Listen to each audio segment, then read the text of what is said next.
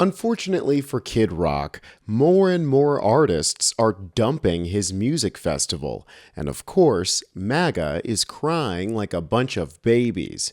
You crying, boy? Maybe we'll go back down to McDonald's and get you a Lamburger and some French fries. Despite hanging out so far up Trump's butt he's bumping shoulders with dingleberries, Kid Rock is losing popularity faster than he can shoot a pile of Bud Light cans. Grandpa's feeling a little frisky today. Bud Light and Anheuser-Busch. Truth is that country music has turned into a complete MAGA fest, as nearly all of Nashville has turned to the orange side, from Carrie Underwood to Jelly Roll. They're calling it the least surprising plot twist since Trump chose not to release the Epstein files. But don't worry, some in the music industry are still willing to speak out against Trump and ICE, as well as some welcome new faces from Hollywood who are finally using their voices to speak up for what's right. First, though, be sure you're subscribed to Really American for more news that MAGA rather you not know. The hits just keep on coming for Kid Rock's career, but not the good kind. His Rock the Country tour that is slated to start later this year has hit yet another hurdle, now that two more singers have decided to drop out as soon as they figured out who it was that was behind this music festival. Here's reporting from the Rolling Stone. Country singers Carter Faith and Morgan Wade will no longer perform on the 2026 Rock the Country tour. Sources close to the artists confirmed to Rolling Stone that they've dropped off the historically MAGA-associated festival. Kid Rock and Jason Aldean, two outspoken supporters of President Donald Trump and his movement, are headliners. Faith and Wade's exit was telegraphed last Friday. That morning, Wade's name vanished from the tour poster, and Faith replied to a fan online asking why she was performing at the festival with, "I'm not anymore." Morgan and Carter dropping out came only a week after Ludacris, the beloved rapper, dropped out while pretending that he wasn't even supposed to be on the lineup. A rep for Ludacris told Rolling Stone earlier this month that a mix-up resulted in his client's inclusion. Lines got crossed and he wasn't supposed to be there, they said. Realistically, though, I think Ludacris just realized sharing the stage with MAGA mascots would literally ruin his career. Luda, bro, what are you doing? What are you doing? I'm so confused. What are you doing? We about to put you over there with Kanye and Snoop and Amber.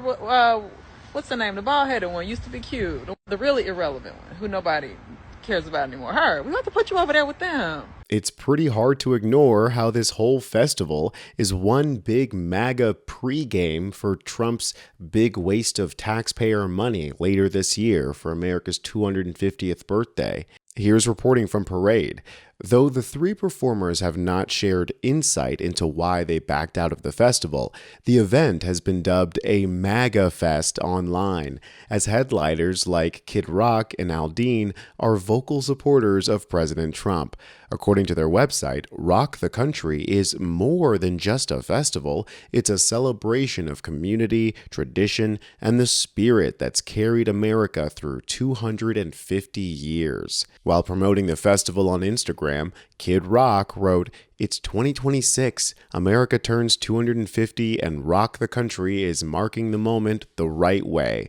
Loud music, small towns, and the people who make this country great." But now that all of the normal people are catching up that this is a MAGA rally masquerading as a music festival and they're dipping out, those who are left tied to this thing are like super concentrated MAGA losers. Obviously, people like Kid Rock and Jason Aldean, but also members of the band Shinedown, who are apparently as dumb as rocks. One of them said, "I had no idea it was Kid Rock's thing. It was just like, hey, here's an offer. It looks like a cool lineup and it's a mix of country and rock. Okay, we'll play it. We took the offer and played it. And then all of a sudden we find out, oh, this has got some political leaning to it. I don't care. I'm just going to play a show. I really, really don't care. You can keep your politics to yourself. I have no opinion one way or the other on Kid Rock. I love his music. So, wait, hold on. It does seem like you have an opinion on him one way or the other if you love him.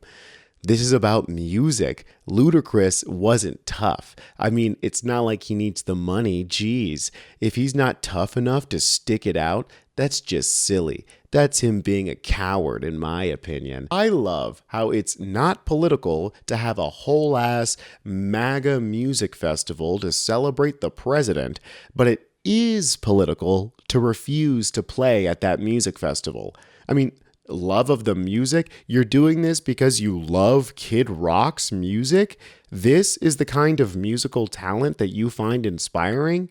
Young ladies, I like them underage. See, some say that's statutory, but I say it's mandatory. Of course Kid Rock is MAGA. He loves young ladies. His words, not mine.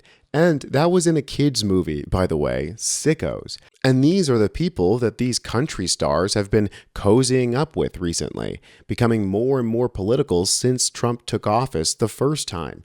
Yet because conservatives love to pretend that politics only means shit that left-wing people care about, they don't seem to see an issue with this at all. Country music websites also seem to be making the MAGA shift. In a May post about Morgan Wallen, the country lifestyle publication Whiskey Riff called out the virtue signaling media who has spent the past 10 years pushing cancel culture. A recent post about Kid Rock labeling the media public enemy number one after Charlie Kirk's assassination echoed Rock's statement. So who is to blame for stoking this fire of lies? Well, the liberal media, of course. Okay, I'm sorry to shoot your Bud Light can there, Kid Rock, but it's not the liberal media that's stoking the fires of lies. It's your best friend and fellow creepy grandpa, Donald Trump, and his ICE Gestapo. Actual musicians who are actual celebrities like Billie Eilish who, win Grammys, they're speaking out. And if they aren't speaking out, then Billie Eilish is calling them out. She made a post on her Instagram saying, "Hey, my fellow celebrities, you gonna speak up or..." Billie and her music producer brother, Phineas, have been some of the loudest voices in the music industry against ICE. We have all lived in the United States through truly a countless number of school shootings. School shooting after school shooting after school shooting after school shooting. And the conservative argument that allows school shootings to continue has always basically boiled down to, we have to protect the Second Amendment. We have to allow people to carry weapons. We have to allow people to own and carry weapons legally. And some little kids die, that's okay with them. Unfucking believable argument, by the way. Every argument I've seen for why Alex Preddy's death was justified yesterday is like, well, he had a gun. Shut the fuck up! You've spent 30 years straight telling us that children have to die so that we're allowed to legally carry weapons everywhere in the United States. This guy was being beaten to a pulp on the ground. He didn't draw his weapon. He had a weapon on him legally. And they shot the fuck out of him and killed him. So shut the fuck up. We have been telling you for 30 years we don't think people should be allowed to have as many guns as they're allowed to have or carry them legally around the United States. We've been telling you that for years. You've told us that it has to happen. It has to continue. Children continue to have to die to allow us to carry guns around. So shut the fuck up. And in Hollywood, more and more celebrities are using their massive platforms to not keep the hate train going like Kid Rock, but to try to wake the people up as to what's happening on the streets. Trump's government, Kristi Noem, ICE, what they're doing is really the worst of humanity. And then we also have the best of humanity for the way people are showing up for each other in community, and Americans coming out to support each other and protect each other and fight against injustice. And the truth is, if you don't speak up now, there might not be a chance later. Every tragedy that has ever happened while good people stood on the sidelines and watched. They listened to the lies and they let themselves slowly be turned into bad people through apathy and shame.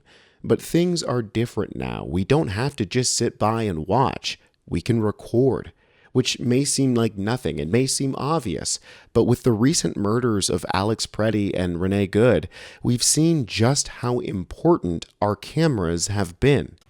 They're lying. We saw it. And that's how brazen they lie when they know we've seen the truth.